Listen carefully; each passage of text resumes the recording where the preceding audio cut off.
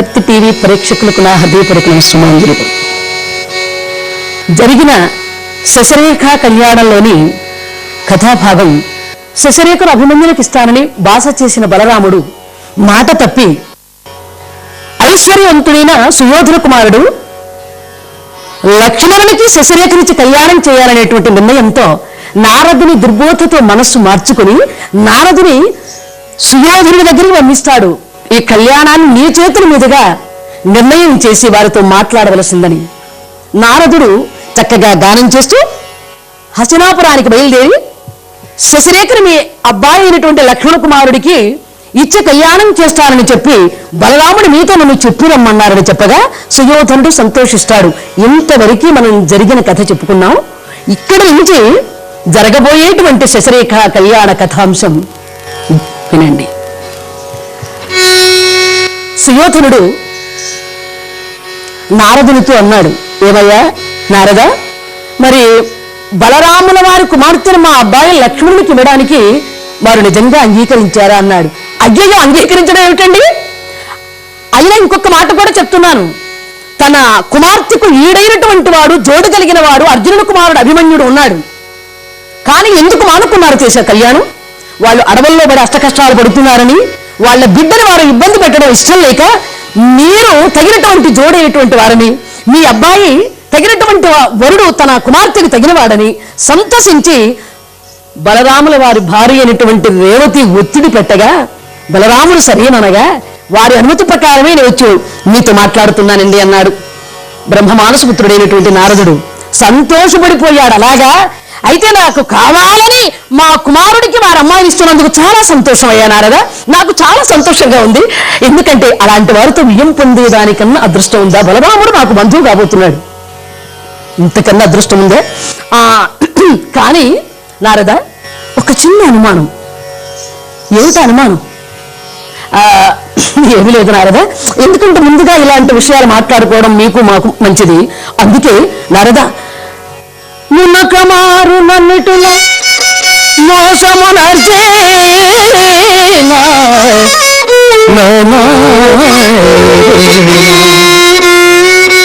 మునకమారు నన్నిటుల మోసమునర్చి సుభద్రని అన్ని సిద్ధమైన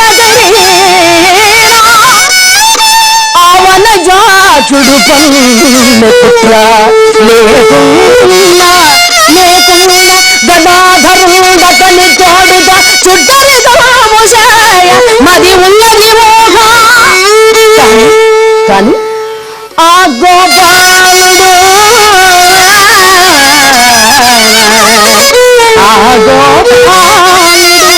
ఈ పెళ్లి సగని చూడ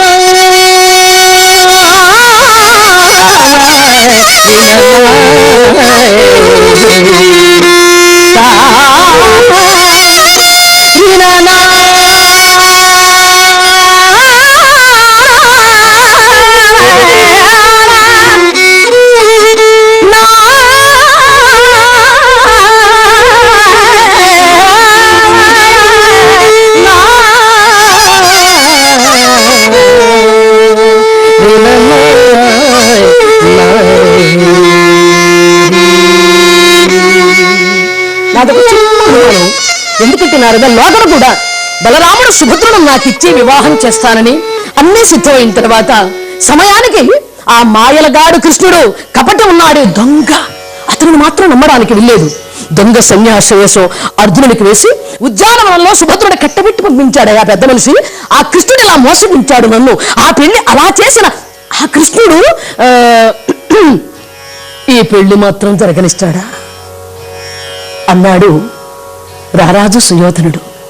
వెంటనే నారదుడు, అయ్యయ్యో, అప్పుడు సంగతి వేరు, ఇప్పుడు సంగతి వేరు. అప్పుడు నేను లేను, ఇప్పుడు ఉన్నాను. నేను దగ్గర ఉండి ఈ పెళ్లి జరిపిస్తాను, సరేనా? సరే నారద, మీరు ఇంతగా చెప్తున్నారు కనుక అలాగే కానివ్వండి. ముహూర్తం నిర్ణయించండి త్వరగా అన్నాడు. అలాగే. ఎవరక్కడ? బ్రాహ్మణోత్తములను పిలిచాడు సుయోధనుడు. 10 మంది బ్రాహ్మణోత్తములు వచ్చి ముహూర్తం పెడుతున్నారు. అయ్యా, అమ్మాయి పేరు ఏమిటన్నారు? బంగారు బొమ్మ. బొమ్మ కాదండి, అమ్మాయి పేరు. ఓహో, శశిరేఖ. అబ్బాయి పేరు లక్ష్మణ కుమారుడు. ఓహో, బ్రాహ్మణోత్తములు వారిద్దరి జాతకాన్ని చూస్తున్నారండి. లక్ష్మణుడు శశిరేఖ లక్ష్మణుడు అయ్యా సుయోధన, వీళ్ళిద్దరికీ పుట్టు ముహూర్తాలు లేవు, పెట్టు ముహూర్తాలు పెట్టమంటే పెడతా ఉన్నారండి ఆ బ్రాహ్మణోత్తములు. ఆ ప్రక్కనే కూర్చున్న నారదుడు అన్నాడు, ఇవన్నీ ఇప్పుడు ఎవరు పట్టించుకుంటున్నారండి, పెట్టేసేయండి అన్నాడు. సరే కానీ అన్నాడు సుయోధనుడు. ముహూర్తం నిర్ణయించారు బ్రాహ్మణోత్తములు. ఎలాంటిది? ఆదివారము నాడు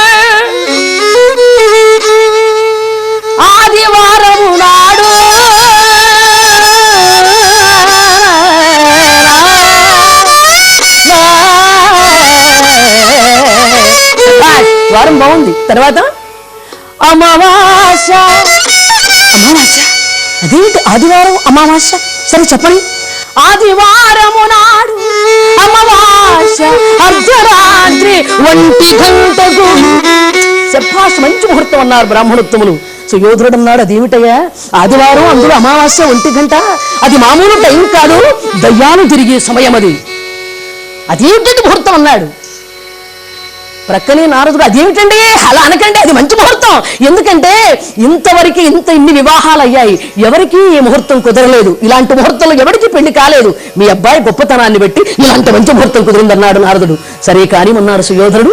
వెంటనే శుభపత్రికలు వేయించేశారు. ఆ శుభవర్తమానం బలరామ రేవతులతో చెప్పడానికి బయలుదేరాడు నారదుడు. ఎలా వస్తున్నాడు గానం చేస్తూ,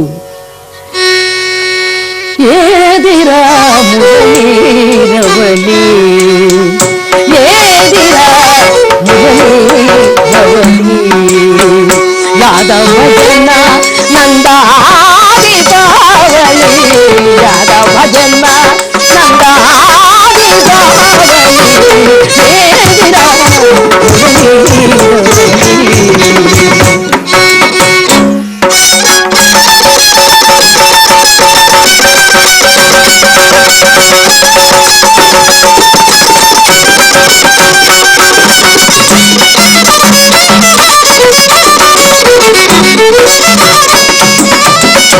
ఓదరా మురళీ కృష్ణ,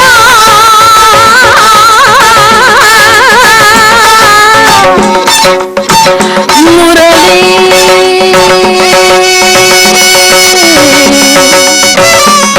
మురళీ మురళీ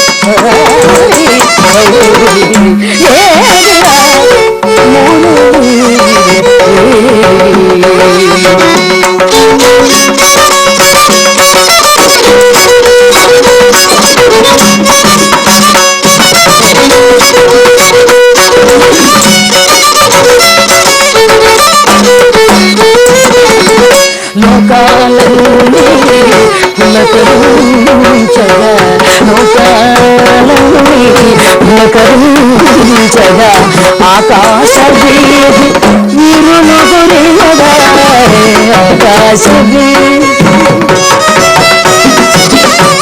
ఆకాశ వీధి వీరులు గురినదా, ఓంకార జలధి కృష్ణ కృష్ణ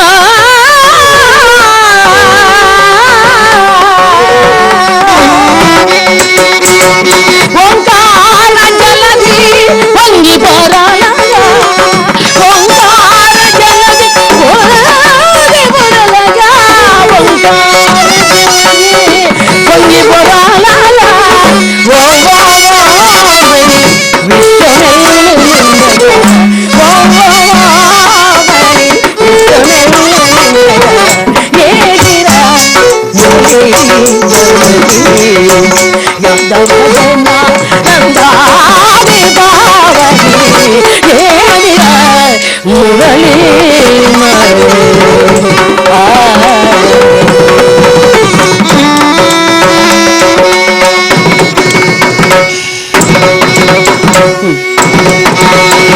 అలా చక్కగా గానం చేస్తూ ఎప్పుడైతే ద్వారకకు వస్తున్నాడు నారదుడు, అల్లంత దూరాన చూచింది రేవతి. నారదా వస్తున్నారా, రండి నారదా, మీరు వెళ్ళిన పని కాయ పండ అంది ఆతురతగా రేవతీదేవి. నారదుడు అన్నాడు, ఏం చెప్పనమ్మా రేవతమ్మా, నేను వెళ్ళిన పని కాయా కాదు పండు కాదు, దోరగా ఉందన్నాడు నారదుడు. నారదా, అయితే మీ అభిప్రాయం నాకు అర్థమైందిలే, దోరగా ఉందంటే వారు ఒప్పుకున్నారనమాట. నాకు తెలుసండి, మా బిడ్డ చాలా అదృష్టవంతురాలు. సరి సరి అమ్మా, ఇవిగోండి శుభలేఖలు. బలరామ, ఖచ్చితంగా వారం రోజుల్లో సుముహూర్తం. మీరు ఎలా చేస్తారో ఈ పెండ్లి పనులన్నీ కూడా మరి ఎలా పూర్తవుతాయి అన్నాడు నారదుడు. రేవతీదేవి, అదెంతమనండి, 10 రోజులు కాదు, వారం కాదు, 4 రోజులు అయితే మాత్రం పూర్తి చేయను అంది రేవతీదేవి. పూర్తి చేస్తారు సరే బలరామి, మీకు ఒక చిన్న మాట చెప్తున్నాను ఇక్కడ. ఈ వివాహం జరిగే వరకు శశరేఖను లక్ష్మణుడికి ఇచ్చి కళ్యాణం చేస్తున్నాము అనేటువంటి మాట ఎవరికి తెలియడానికి లేదు. ఇది చాలా చాలా జాగ్రత్తగా గుట్టుగా ఉంచాలి. అంతేకాదు బలరామ, ఈ వివాహం అనేటువంటి సమస్య ముందుగా గోపాలుడికి తెలుసుందా ప్రమాదం నా నెత్తి మీదకి వచ్చేస్తుంది. దయచేసి ఎవరికి చెప్పకండి. అలాగే నారదా, నేను ఎవరికీ చెప్పనున్నాడు బలరాముడు. అమ్మా రేవతమ్మ, నీదే అనుమానంగా ఉంది, నువ్వెవరితో చెప్తావా? అబ్బే, నేను చెప్పను నారదా, నా సంగతి మీకు తెలియదా? సరే వెళ్ళొస్తానమ్మా, మీరు వివాహ సమయానికి తప్పకుండా రావాలి. పుణ్యం కట్టుకున్నారు, ఏదో మా బిడ్డ ఐశ్వర్యవంతుడింటికి కోడలుగా వెళుతుంది, అంతకన్నా నాకేం కావాలి నారదా, సమయానికి రండి, తప్పకుండా వస్తాను. నారదుడు చక్కగా గానం చేసుకుంటూ వెళ్ళిపోయినాడు. పెండ్లి పనుడు ప్రారంభం చేసింది రేవతీదేవి హడావుడిగా. వారం రోజుల్లో ముహూర్తం కదా, ఇరిగింటామని పక్కింటామని ఆ పక్కింటామని అందరిని పేరు పెట్టి పిలుస్తుంది. ఏ కామాక్షి ఇలా రండి, మీనాక్షి రండి అని అందరినీ పిలిచిందండి. తనకు కావలసినటువంటి ఆప్తులంతా వచ్చారు పెండ్లి పనుడు చేస్తూ. మధ్యలో ఈ రేవతమ్మ గారు సహజంగా ఆ మనసులో ఉన్నటువంటి మాట దాగదు కదండి ఆడవాళ్ళకి, గుసగుసులు చెప్తూ పిన్ని రేవతమ్మ సైకి చేసింది. ఏమిటమ్మా అంద, అబ్బా పెద్దగా మాట్లాడక, ఎవరన్నా వింటారు. పిన్ని, ఇది చాలా రహస్యం, ఎవరితో చెప్పవుగా, అమ్మతోడు అమ్మాయి నిన్ను చంపుకున్నట్టు నేను ఎవరితో చెప్పనుంది ఆవిడే. పిన్ని, ఏదో నా తల్లి లాంటి దానివి, ఏదో ఆనందాన్ని దాచుకోలేక నీతో చెప్దామని. పిన్ని ఎవరితో చెప్పకే, ఈ పెళ్లి ఎవరికనుకున్నావు? ఎవరికేముందమ్మా, శశరేఖను అభిమన్యుడికిచ్చి చేస్తున్నారు అంతే కదా అందావిడ. అదే పొరపాటు,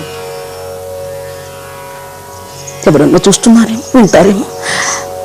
పిన్ని, మా అమ్మాయిని ఆ దరిద్రుడిని అభిమన్యుడికి ఇవ్వడంలే, ఐశ్వర్యవంతుడైన సుయోధన కుమారుడు లక్ష్మణుడికి ఇచ్చి పెళ్లి చేస్తున్నావు. పిన్ని, ఎవరితో మనకి అంది. అదేమిటమ్మాయి రేవతి, నేను ఎవరితో అంటానమ్మా? అమ్మాయి చూడు, ఇంట్లో అబ్బాయి ఏడుస్తున్నాడు, ఇప్పుడే వస్తాను అని బయలుదేరిందండి ఆవిడే. బయలుదేరిన ఆవిడే సరాసరి ఇంటికి వెళ్ళాలి కదా, అలా వీధిలో నిలబడింది. ఏ మీనాక్షి! ఏమిటే చంపాక్షి, రహస్యమే, ఈ శశరేఖని అభిమన్యుడు కాదంటమ్మా. ఎంత విచిత్రం, ఎంతైతే మాత్రం ఆ రేవతి చెప్పింది నాకు. ఎవరికి అనుభవం, నువ్వు శశరేఖని దుర్యోధన కొడుకు లక్ష్మణుడికి ఇస్తున్నాడు జాత. అమ్మో, నేను పోయింది, నువ్వు నా మీద చెప్పక, ఏదో పొరపాటు నోరు జారాను, ఇదిగో ఇది ఎవరితో అనుభవకు అని ఆవిడతో చెప్పింది. ఆవిడ్ని ఇంకొక ఆవిడతో చెప్పింది, ఆవిడ్ని మరొక ఆవిడతో చెప్పింది. మొత్తానికి ఈ వార్త ఊరు మొత్తం చాటించారండి ఆడువారు. ఆటం బాంబు వెళ్ళడానికైనా టైం ఉంటుందేమో కానీ మా ఆడవారి నోటికి ఆ టైం కూడా లేదండి. ఎప్పుడైనా ఏదైనా రహస్యం ఉందనుకోండి, అది ఎవరికన్నా చెప్పిందాక కడుపులో తిప్పినట్టు, వాంతి వచ్చినట్టు, ఏమిటో బాధండి. మాట ఎవరికైనా చెప్తే అప్పుడు ప్రశాంతంగా హాయిగా ఉంటుంది. ఏంటి నవ్వుతున్నారా? మా ఆడవాళ్ళ గురించే నాకు తెలిసిలేండి, మీరందరూ నవ్వుతున్నారు. చూడండి, మీరు నవ్వుతారు, ఏం చేస్తాం, అది మా కర్మ, మా ఆడవాళ్ళు చేసుకున్న కర్మ అండి. ఈ కర్మ మాకెందుకు వచ్చిందో తెలుసా? ఆడవాళ్ళ నోట్లో మాట ఎందుకు దాగదు అంటే, మహాభారతంలో ప్రతి ఒక్క మాటకి కూడా చాలా భావపూరితమైనటువంటి అర్థం ఉంది. అసలు ఆడవాళ్ళ నోట్లో మాట ఎందుకు దాగదు, కారణం ఏమిటి, ఒక 2 నిమిషాల్లో మీకు మనవి చేస్తాను.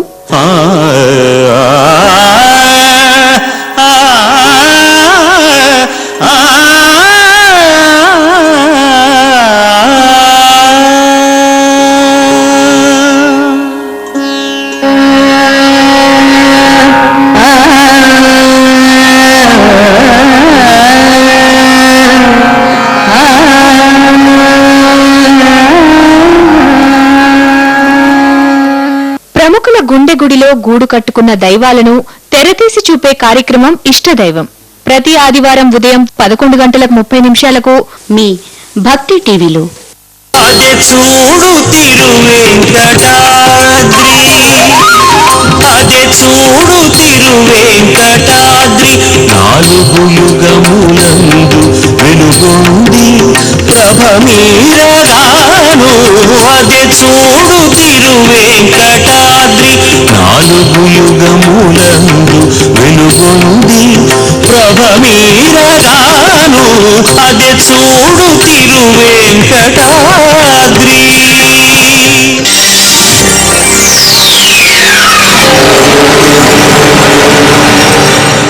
నిత్యోత్సవం సోమవారం నుండి శనివారం వరకు రాత్రి 9 గంటలకు, తిరిగి ఉదయం 8:30 ఈ కార్యక్రమాన్ని సమర్పిస్తున్న వారు మీ పూజకు సంతృప్తినిస్తుంది సన్నం నుండి అగరబత్తి అంబికా వారి ఉత్పాదన. ఉపనిషత్తులన్నీ కూడా వేదంలో భాగాలే గనుక ముందు వేదం అంటే ఏమిటో దాని స్వరూపం ఏమిటో కొంత ముందు పరిచయం చేసుకోవాలి.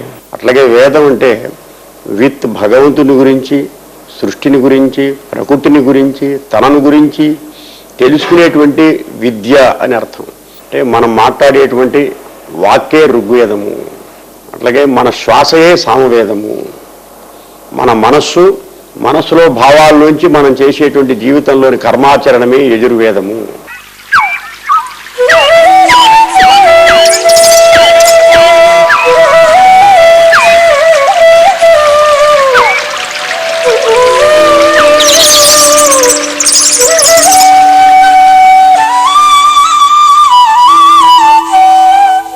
తైత్రీయోపనిషత్ శనివారం ఉదయం 9:30 మరియు మంగళవారం ఉదయం 9:30.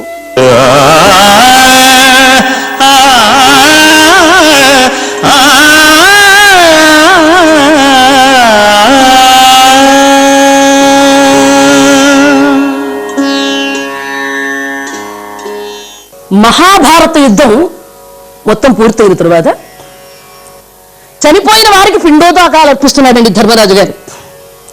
దోషుని నిండా ఉదకాన్ని తీసుకుని ధర్మరాజు గారు ముందుగా అంటున్నాడు, ప్రప్రథమంబున ఈ దోషిలయందు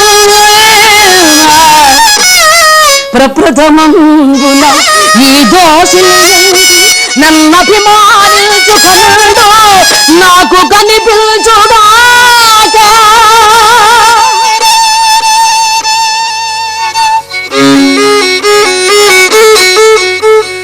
ప్రప్రథమంగా ధర్మరాజు గారి దోషంలో ఏం కనిపించింది? కర్ణుడు కనిపించాడండి. ఆశ్చర్యం ఏంటిది? కర్ణుడు నా దోషంలో కనిపిస్తున్నాడు.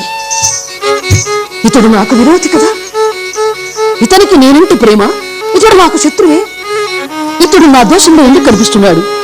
వద్దు. మళ్ళీ రెండోసారి ప్రయత్నం చేశాను.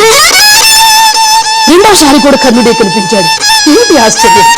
క్షణక్షణం నన్ను బాధిస్తూ వేధిస్తున్నది. కర్ణుడు నా దోషంలో ఎందుకు కనపడుతున్నాడు? ఆలోచించాడు. ఇదేమిటో మా బావ కృష్ణుని అడిగితే గాని తెలియదు నాకు. సర్వాంతర్యామి దగ్గరికి వెళ్ళాడు ధర్మరాజు గారు. బాబా కృష్ణ సర్వాంతర్యామి, కర్ణుడు నా దోషంలో కనపడుతున్నాడు, కారణం ఏమిటి బాబా? గోపాలుడు అన్నాడు, బాబా అదేమిటో నాకు తెలియదు బాబా, ఆ సంగతి ఏమిటో మీ తల్లి కుంతిని అడగమన్నాడు, ఆవిడ చెబుతుందన్నాడు. కుంతీదేవి దగ్గరికి వెళ్ళాడండి. అమ్మా మా కర్ణుడు నా దోషులు కనిపించనమ్మా, అమ్మా అమ్మా కర్ణుడు నా దోషులు ఎందు కనిపించే అదేమి చిత్రమో నీకు తెలుసునట కృష్ణ బావ చెప్పినమ్మా. అమ్మా కర్ణుడు నా దోషులో కనిపిస్తున్నాడమ్మా, ఆ విచిత్రం ఏమిటో నీకు తెలుసట, కృష్ణ బావ చెప్పాడు, కర్ణుడు నాకేమవుతాడమ్మా? కుంతీదేవి ఒక్కసారి దీర్ఘంగా ఆలోచించి కంట కన్నీరు పొంగుతుంటే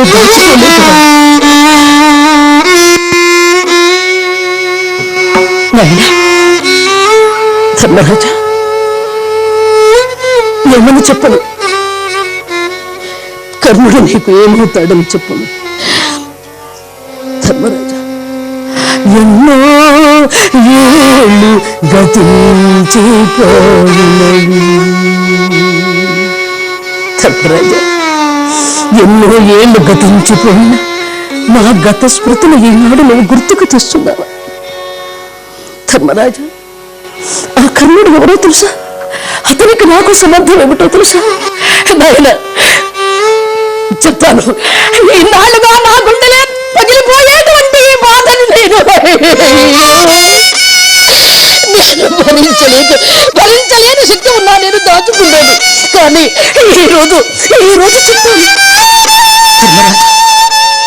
ఆ కర్ణుడు ఎవరో తెలుసా నాయన?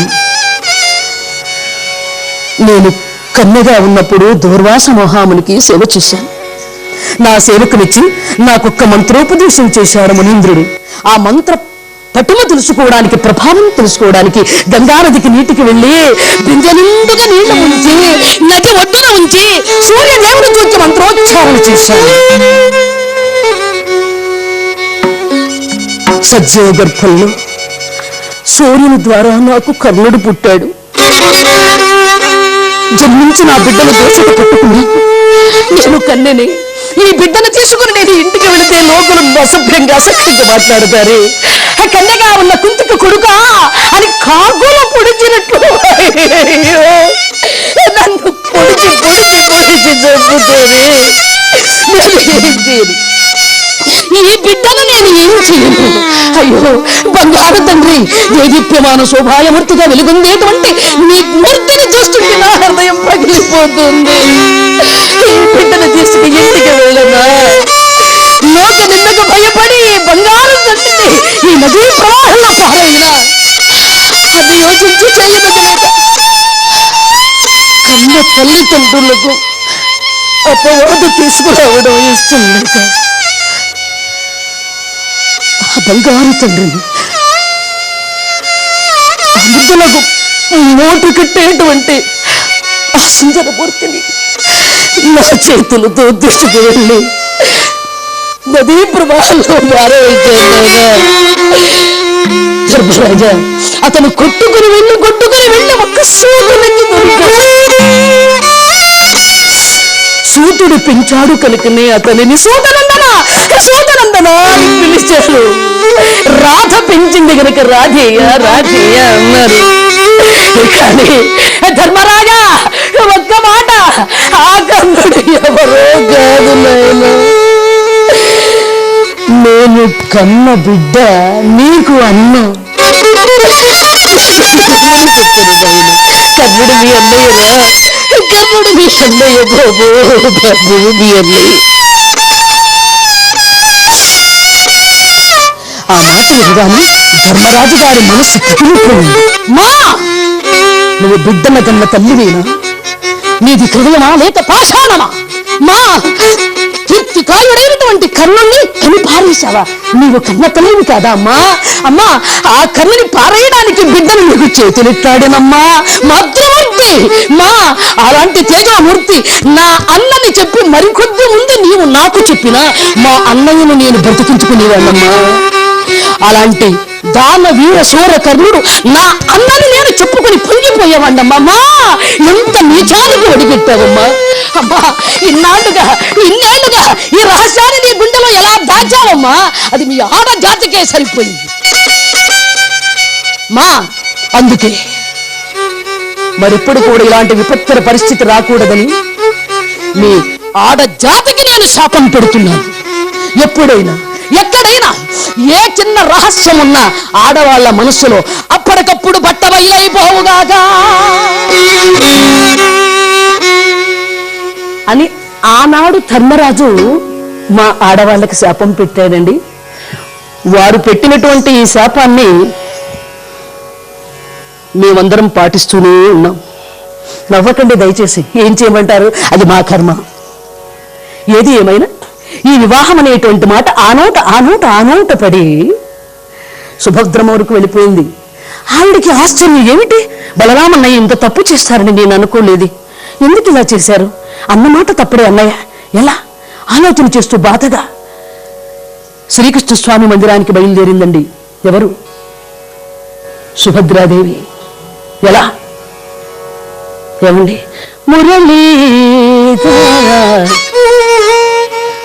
గోపాల మురళీధర గోపాల ముకుందా శ్రీ గోవిందా ముకుందా శ్రీ వైకుంఠా మురళీధర గోపాల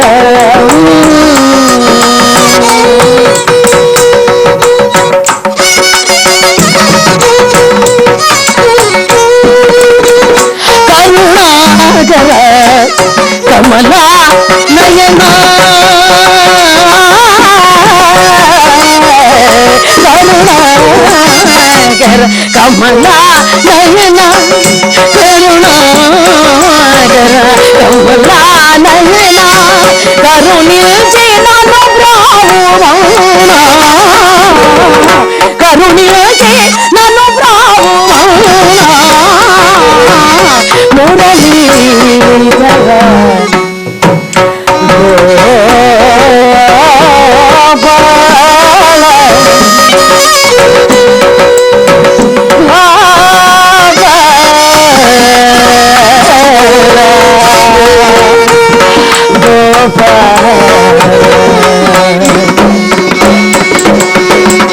శ్రీకృష్ణుని మందిరానికి వచ్చిందండి సుభద్రాదేవి. కృష్ణయ్యను చూచేపటికి ఆడపిల్ల కదండి, దుఃఖం ఆగలేదు. కృష్ణయ్య శ్రీకృష్ణయ్య శ్రీరమణీశ ఎంత విపరీతము ఉంటుందే అన్న ఏ తీరున బాసదవ్వే శశిరేఖకు పెండిలు చేయునట ఆ లక్ష్మణాక్షుడు అన్నా అయ్యభిమల్యు కంటే కనుడే ఆ లక్ష్మణాక్షుడు అన్నా ఆడబడుచు కన్నీరు రాల్చనే ధరలోపల పుట్టినీటికి తెలేలా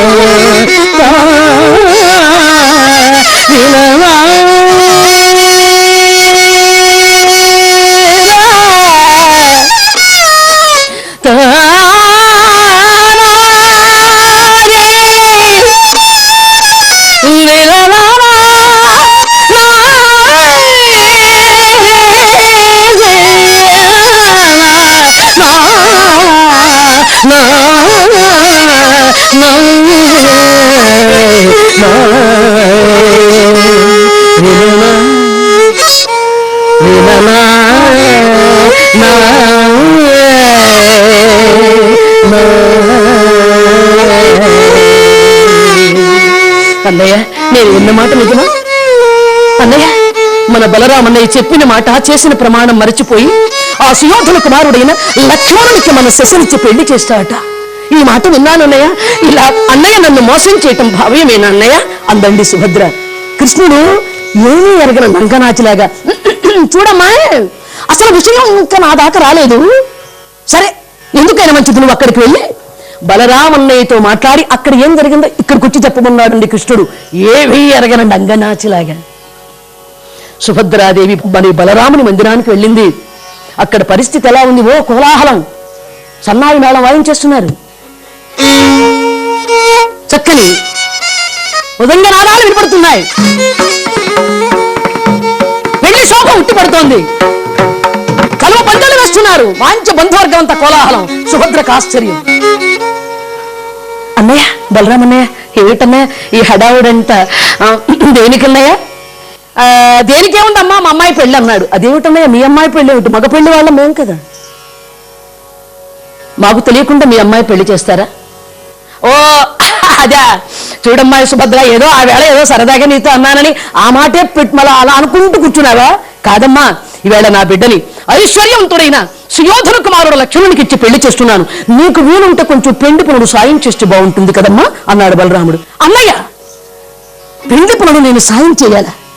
అన్నా అన్నా చెల్లెలి చేత చేయినిది మోసం చేసిన మున్విన్నారెల్లరూ మారుమౌము తగునే విషంబు నిజపదే అన్నా అయ్యభిమల్యు కంటే కనుడే ఆ లక్ష్మణుడు ఆడబడుచు కన్నీరు రంకెనే జయమే ధరలోపల అన్నయ్య ఆవేళ బంధువర్గం అంతా ఉన్నారు, అమ్మగారు నాన్నగారు ఉన్నారు. ఇంతమంది సమక్షంలో నా చేతిలో చేవేసి శశిరేఖ నీ కోడలు, అభిమన్యుడు నా అల్లుడు అని వాగ్దానం చేశామన్నయ్య. ఇప్పుడు ఎవరో ఏదో చెప్పి మీ మనస్సు మార్చి ఉంటారులేనయ్య, నాకు తెలుసు. ఎవరో కాదులే, మా వదినమ్మ రేవతమ్మే ఏదో చెప్పి మీ మనస్సు మార్చి ఉంటుందన్నయ్య. అనగానే రేవతమ్మ రొసరొస ఆడుతూ వచ్చిందండి. రేవతి, అమ్మాయి సుభద్ర మాటలు జాగ్రత్తగానని లేనిపోని మాటలు నేను చెప్పి మీ అన్నయ్య మనసు మార్చానా? నాకు అవసరమా? బలేదానివే సుభద్ర. ఏమ్మా సిగ్గు లేదు మాట్లాడడానికి? మీ అబ్బాయిని మీ అమ్మాయిని మా అబ్బాయికి లేదని అడగడానికి వచ్చారా? నువ్వు వదిలించింది ఏముంది? గొప్పవాళ్ళు స్థితిమంతులు అబ్బో పాండవులని అర్జునుడు చేసుకున్నావు, పుట్టింటబడి ఉన్నావు. నీతో పాటు నా బిడ్డను కూడా ఏడిపించాలని చూస్తున్నావా? సుభద్ర, మర్యాదగా చెప్తున్నాను, నా బిడ్డను నీకు ఇచ్చేటువంటి అర్హత నీకు లేదు. పాండవులకు ఏముందని నేను ఇవ్వాలంది. అన్నయ్య చూడన్నయ్య, వదిన ఎన్ని మాటలు అంటుందో అన్నయ్య. పాండవులు అంటే సహించలేదు అన్నయ్య. అంటే మీరు నన్నానండి, ఈవేళ పాండవులు లేని వాళ్ళు అయ్యారు. వాళ్ళు ఎలాంటి వారు మీకు తెలియదు అన్నయ్య. బలరాముడు అన్నాడు, అది అన్నదానిలో తప్పే ఉందమ్మా. మరి మా బిడ్డను అల్లారు ముద్దుగా పెంచుకున్నాం, మరి ఐశ్వర్యవంతులకి ఇచ్చి కళ్యాణం చేయాలనే కోరిక మాకు ఉండడం సహజం కదా. అయిన పాండవులకు ఏ ముఖం పెట్టుకుని ఏమంటావమ్మా? వాళ్ళు ఉండడానికి కొంపలేదు, తినడానికి తిండి లేదు, ఆకులు అలాలు తిని జీవిస్తున్నారన్నాడండి బలరాముడు. అన్నయ్య, అమాయకురాలైన ఆవిడ కాదన్నయ్య, అన్నీ తెలిసిన మీరన్నందుకు నేను బాధపడుతున్నాను. పాండవులు కాస్త లేదా? అడవుల్లో పడి ఆకులు అలాలు తింటున్నారా? ఏమిటన్నయ్య మీరు ఈ మాట మాట్లాడడానికి మీకు మనసు ఎలా ఒప్పిందన్నయ్య? అన్నయ్య అంటే నన్నరండి, కానీ పాండవులనంటే సహించదన్నయ్య. వారికి ఆస్తి లేకపోయినా అభిమానం ఉంది.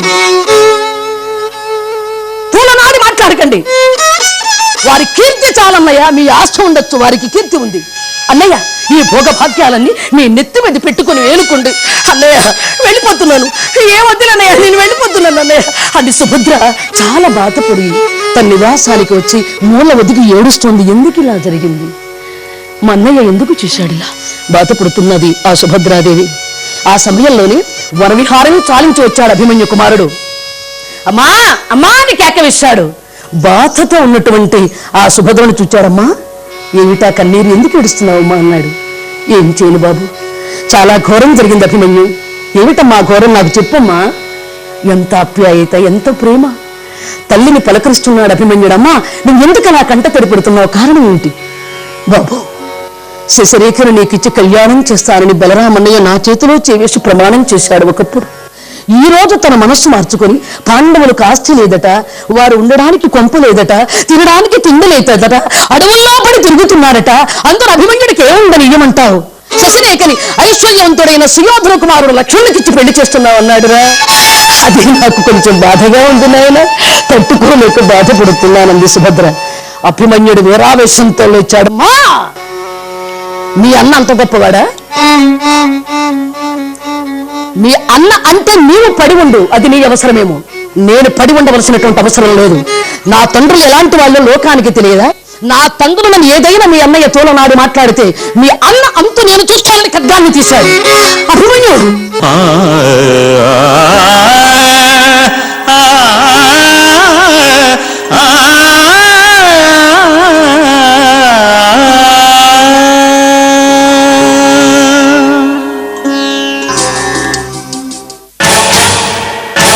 బొబ్బులు ఎన్నికలు చూసిన తర్వాత ఆయన ఆశ్చర్యపోయాడు. నాకంటే ఒక పెద్ద మ్యానిపులేటర్ ఉన్నాడు, ఆయన బొత్స సత్యనారాయణ. మ్యానిపులేషన్ కి అడ్డు కట్టేశారు.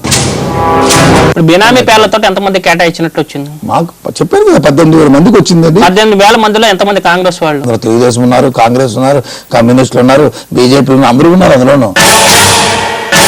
ప్రజలు నమ్ముతారా లేదా పక్కన పెడితే, మీ పార్టీ కార్యకర్తలకైనా మీ మీద ఉన్న నమ్మకం సరళిపోతుందా లేదా? జనంలోకి వెళ్ళాలనే దానిపైనే అందుకే పల్లె పల్లె కార్యక్రమం కూడా తీసుకున్నాం, జనంలో పడ్డాం. మీరు ఒక రైతులకు ఏదో చేసేశారు కాబట్టి ఏ పార్టీను చంద్రబాబు నాయుడు గాని ఎవరు మాట్లాడకూడదు. చంద్రబాబు నాయుడు మాట్లాడకూడదు, ఖచ్చితంగా మాట్లాడకూడదు. మీరు రాసి ఆయన ఏం మాట్లాడాలో ఎలా మాట్లాడాలో వాళ్ళు మన దారిలో లేకపోతే వెంటనే వాళ్ళు గద్దె దింపేయాలి అనే పాలసీ ఎక్కువగా కనిపిస్తుంది. మేము బజార్ మీద ఎక్కడం లేదు, బజార్ మీద మహేయడం లేదు, మా కాళ్ళ మీద మేము నడుస్తున్నాం. కమ్యూనిస్టులు అంటే పోరాటం చేసేవాళ్ళే, వీళ్ళకి అధికారం ఇవ్వకపోయినా ఎవరో ఒకళ్ళు వాళ్ళు కాకపోతే వీళ్ళు కాకపోతే వాళ్ళని ఎక్కిస్తూ ఉంటారు. నిజంగా మీరు అన్నట్టు ప్రజలు అదే ఆలోచనతో మాకు పోరాటాలు చేసే అవకాశం ఇస్తే మాకేం బాధ లేదు, ఆ రకంగా చేస్తూనే ఉంటాం.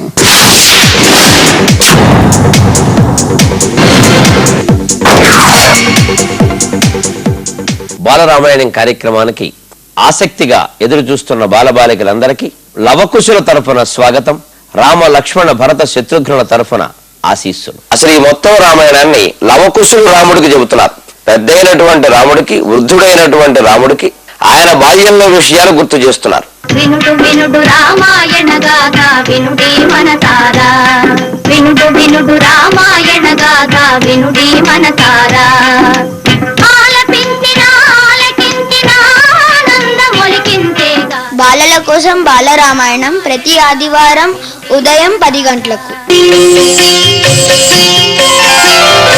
ఓం ఓం సాయిరాం, ఓం షిరిడి సాయిరాం, ఓం ఓం సాయిరాం, ఓం షిరిడి సాయిరాం, శాంతి మంత్రం సాయిరాం, శక్తి పీఠం సాయిరాం. సద్గురు సాయి గురువారం ఉదయం 7:30 తిరిగి రాత్రి 10 గంటలకు.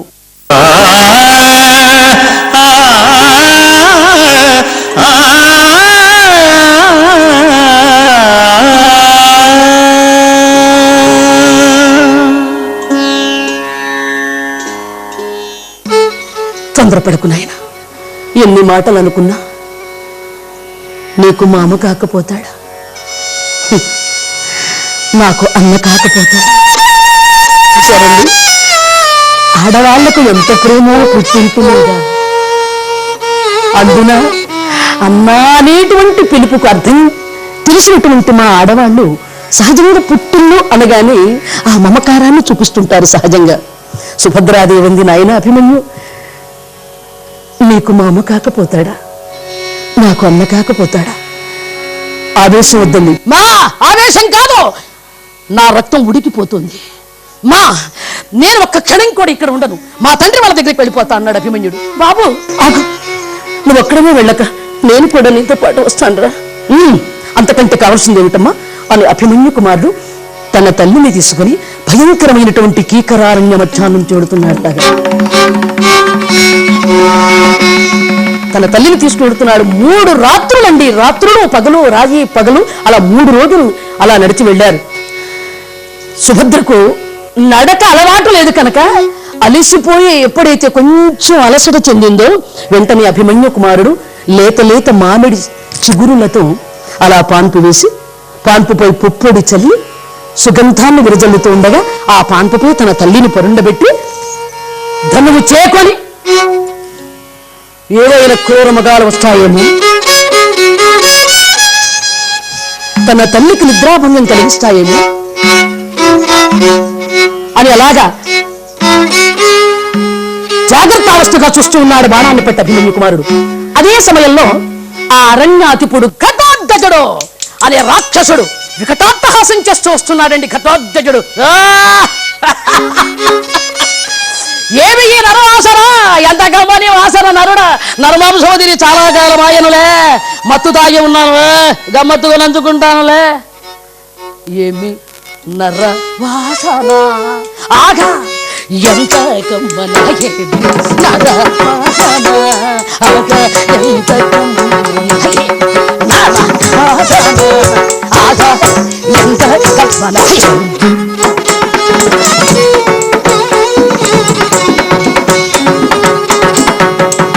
మనుజుల వరుగులాదు, మనుజుల వరుగులాదు, ఈ మనుజుల వరుగులాదు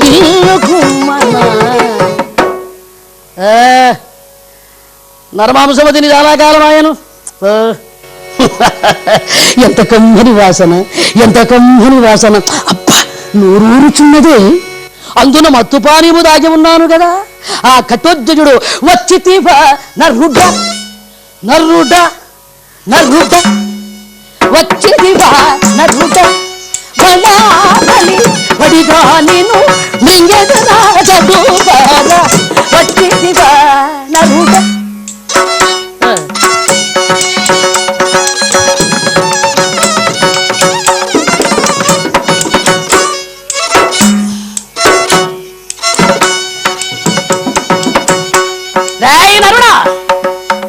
ఇప్పుడే నిన్ను భక్షిస్తాను.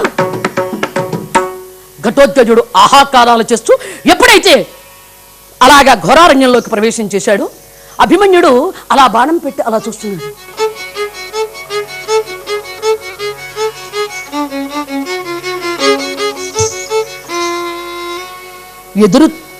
ఆ బాణంతో ఎదురు చూసేటువంటి అభిమన్యుని చూచాడు ఘటోత్కచుడు. ఏమది కోరడంత నరమాంసం దొరికింది కానీ నరమాంసము దొరికింది కదా, ఆయన కొండంతా ఆశతో వచ్చాను. నా ఆశంత నిరాశాయనే బాలగా తిప్పి తిప్పి కొట్టిన నా గుప్పెడు కావు, ఆయన భక్షణ చేసేదగాక అని ఘటోత్కచుడులా ధనువు చేపట్టి బాణాన్ని సంధించి అభిమన్యుని మీద సంధించాడు. అభిమన్యుడు తక్కువ, అభిమన్యుడు కూడా అలా బాణాన్ని సంధించాడు. ఘటోత్కచుడు అభిమన్యుడు ఘటోత్కచుడు అభిమన్యుడు ఘటోత్కచుడు అభిమన్యుడు ఘటోత్కచుడు అభిమన్యుడు ఘటోత్కచుడు తెరపు లేకుండా ఇద్దరు శరసంధానం చేస్తూ, ఘటోత్కచుడు బోలగా మీరు ఎన్ని బాణ ప్రయోగములు చేసినా వృధా అయిపోతున్నావే, ఇదే నా ప్రతిజ్ఞ. ఘటోత్కచుడు అన్నాడు, తల్లి ఆనతి శిరమున దల్చునే తండ్రి మాటలు మీరని తనయుడేని నాదు జనకుడు వీరుడై అలరారునేని నాదు జనకుడు వీరుడై అలరారునేని ఇప్పుడే ఈ అస్త్రమున ఈతడు నీల్గుగాగా. వెంటనే అభిమన్యుడు ప్రతిజ్ఞ చేశాడు, రాక్షసాధమా ఆగ తల్లి నది శిరమున దల్చునే తండ్రి మాటలు మీరని తన్నయుడేనే నాదు మామ వీరుడై అలరారునే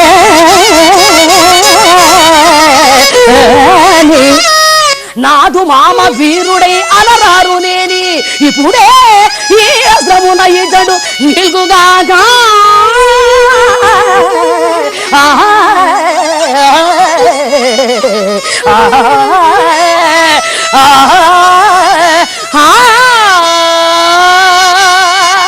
అది ప్రతిజ్ఞ చేసి అభిమన్యు కుమారుడు గురి చూస్తున్నాడు బాణాన్ని. అలా బాణాన్ని ఎప్పుడైతే గురి చూస్తున్నాడో అదే సమయంలో నారాయణ గానం చేసుకుంటూ బ్రహ్మమానస పుత్రుడు సమయానికి వచ్చాడండి అక్కడికి. నారాయణ నారాయణ యంచు నారదుండే గుదల్చి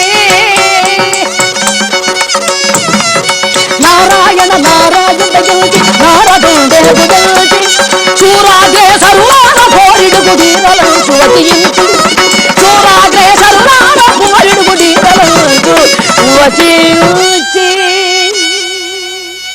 నారదుడు గానం చేస్తూ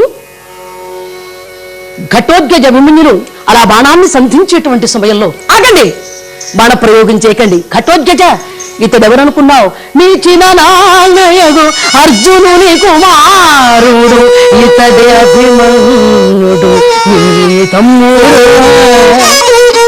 అభిమన్యు మరి ఇతడెవరనుకున్నావు? నీ పెదనల్లయగు భీముని కుమారుడు ఇతడే ఘటోత్కచుడు మీ అన్నయ్య.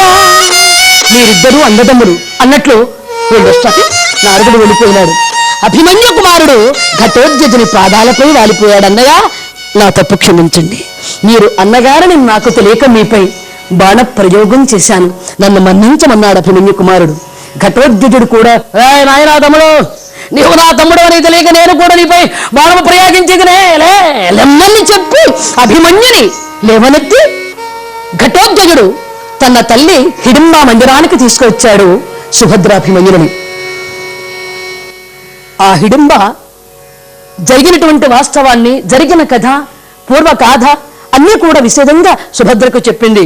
అసలు నాకు వివాహం ఎలా అయింది, భీమశేరుడు గారు నా భర్త ఎలా అయ్యారు అనేటువంటి సందర్భాన్ని ఒక క్షణంలో వినిపింపచేసి, ఎలాగూ అంటే పాండవులకు కౌరవులకు తీరని విరోధం పెరిగిపోయింది. బాల్యం నుంచే అది అందరికీ తెలిసిందే. పాండవుల విషయంలో అందులో భీముడంటే దుర్యోధనుడికి పడదు. బలకాయుడైనటువంటి భీమును అంతం చేయాలని సుయోధనుడు చిన్ననాడే ఎన్నో ప్రయత్నాలు చేశాడు. మడుగులో తోయించాడు, పాముల చేత కనిపించాడు, విషాన్నం పెట్టించాడు. అయినా భీముడు అంతం కాలే. ఆ ద్వేషం అలా రగులుతూనే పెరిగి పెద్ద వృక్షంగా తయారైపోయింది. అప్పుడు పెదనాన్నగారు ధృతరాష్ట్రుడు ఆలోచించాడు, కొన్నాళ్ళు వీరు వారు దూరంగా ఉంటేనైనా ప్రేమలు పెరుగుతాయేమోనని కాశీకి వెళ్లి తన తల్లిని తీసుకుని తీర్థయాత్రలకు వెళ్ళమని పంపించాడండి. సరే, పాండవుల 5 కుంతీదేవిని తీసుకుని తీర్థయాత్రాభిముఖులై అలా ఎప్పుడైతే బయలుదేరి వెళుతూ ఉన్నారు, మరి ఎన్నో క్షేత్రాలు ఎన్నో దర్శనం చేసుకున్నారు. అలాంటి సమయంలోని వారు ఉండడానికిగా వసతి కల్పించడానికే ముందే ఏర్పాటు చేశాడు ఆ కాశీలో. ఎవరు? సుయోధనుడు లక్క ఇంటిని తయారు చేయించాడండి. పాండవులు అక్కడ బస ఉండేట్టుగా మంతనాలు చేసి మాయోపాయంగా ఏర్పాటు చేయించాడు. ఆ విషయం పాండవులకు తెలియదు. పాపం ఏదో దుర్యోధనాదులు మా పెదనాన్నగారు నా మీద ప్రేమతో మేము ఉండడానికి ఇక్కడ బస ఏర్పాటు చేశారనే ఉద్దేశంతో ఆ లక్క ఇంటిలోనే పాండవులు కుంతితో సహా చక్కగా తలదాచుకుంటున్నారు. రోజులు గడిచేటువంటి సమయంలో ఒకసారి ధర్మరాజు గారికి అనుమానం కలిగింది. ఏమిటి మన పెదనాన్న ఇంత ఎనలేమి ప్రేమ కలిగింది, ఏమిటా ఇంత ప్రేమ ఎందుకు వచ్చిందో అనుకున్నాడు. ఒకరోజు భీముడు అన్నాడు, అన్నయ్య, ఈ ఇల్లు నిజంగా ఈ వసతి గృహాన్ని మనకు ఎంత ప్రేమగా పెద్దనాన్న కట్టించారన్నయ్య. ఏమి వాసన, ఎంత గుమగుమలాడుతోంది నెయ్యి అన్నయ్య. ఇక్కడ ఎన్నో యాగాలు మరి యజ్ఞాలు జరిగి ఉంటాయి అన్నయ్య, భలే వాసన వస్తోంది అన్నయ్య అన్నాడు. అప్పుడు ధర్మరాజు ఆలోచించాడు, ఏమిటిది కుతంత్రంగా కనపడుతోంది ఈ నివాస గృహం, ఏదో కుట్ర, ఏదో ఇక్కడ కూడా పెద్దనాన్న మనకు అన్యాయం చేస్తాడేమో అని అనుమానం వచ్చిందండి. ఒకసారి గోపాలుడు వచ్చి ధర్మరాజు గారితో చెప్పాడు, మీరు జాగ్రత్తగా ఉండండి, ఇక్కడ మీరు చాలా జాగ్రత్తగా మసులుకోవడం చాలా అవసరం అని హెచ్చరించాడండి. గోపాలుడు వెళ్ళిపోయినాడు. తరువాత విదురుడు యోగుల వాళ్ళని పంపించి ధర్మరాజు గారితో జాగ్రత్తగా చెప్పమన్నాడు. రేపు వచ్చే అమావాస్య నాడు పాండవులు నివసించేటువంటి గృహానికి ఏదైనా కీడు జరుగుతుందేమో, ఇక్కడ మంతనాలు జరుగుతూ ఉన్నాయి, దుర్యోధనాదులు చేస్తున్నారు, జాగ్రత్త నాయన అని విదురుడు యోగుల వాళ్ళని పంపించాడు ఈ వార్త ధర్మరాజుతో చెప్పడానికి. యోగుల వాళ్ళు చెప్పగా ఈ ధర్మరాజు గారు అన్ని జాగ్రత్తలతో ఉన్నాడు. ఏం చెయ్యాలి, ఏం చేస్తే బాగుంటుంది ఆలోచించాడు. గోపాలుడు ఏం చెప్పాడండి, ఎందుకైనా మంచిది, ఏదైనా ప్రమాదమే ఈ ఇంట్లో జరిగినప్పుడు మీరు తలదాచుకోవడానికి ఏదో ఒక మార్గం చూడండి అన్నాడు గోపాలుడు. అప్పుడు తటస్థం ఉందండి ధర్మరాజు గారికి. బావ ఇలా అన్నాడు, మీరు తలదాచుకోవడానికి ఏదైనా ఒక దారి ఎంచుకోండి, ఇక్కడ ఏదైనా ప్రమాదం జరిగితే అన్నాడు. మరి ఇప్పుడు ఏం చేయాలి ఆలోచించాడు ధర్మరాజు గారు. ఘోరారణ్యం ఒక పక్క తగలబడిపోయినా ఆ అరణ్యంలో ఉన్నటువంటి జంతువులన్నీ చచ్చిపోతాయి, పెద్ద పెద్ద వృక్షాలన్నీ కాలిపోతాయి, కానీ అలుగులో ఉన్నటువంటి ఎలుకకు మాత్రం ప్రాణహాని జరగదు. అది మీరు ఒక్కసారి ఆలోచించండి అన్నాడు గోపాలుడు.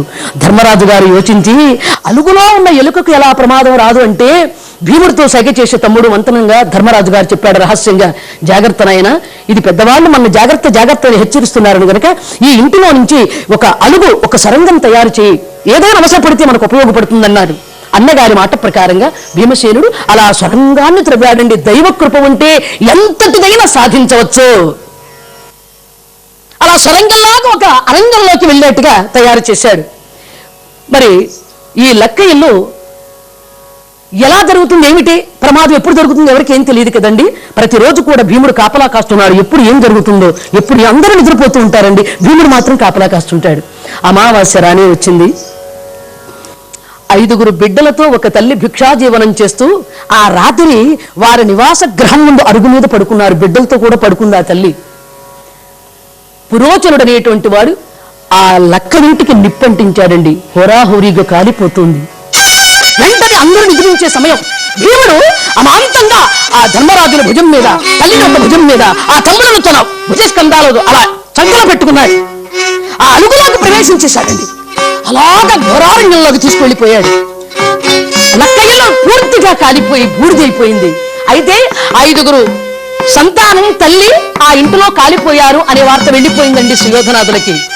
దుర్యోధనుడు ఏమనుకున్నాడు, పాండవులు 5 కుంతి చచ్చిపోయారు, అబ్బా నాకు ప్రశాంతంగా ఉంది, నా పీడ విరగడైపోయింది, నా విరోధి భీముడు చచ్చాడు, వాళ్ళతో కాదు నాకు భీముడు చచ్చిపోవాలి, నాకు అది కావాలి, వాళ్ళు చచ్చారు, ఇప్పుడు నాకు ప్రశాంతంగా ఉందనుకున్నాడు. పాండవులు చచ్చిపోయారు అనుకున్నాడు కానీ భీముడు అమాయకులమైన వాళ్ళు ఆ అగ్నికి ఆహుతైపోయారని ఆ మూర్ఖుడికి తెలియదండి.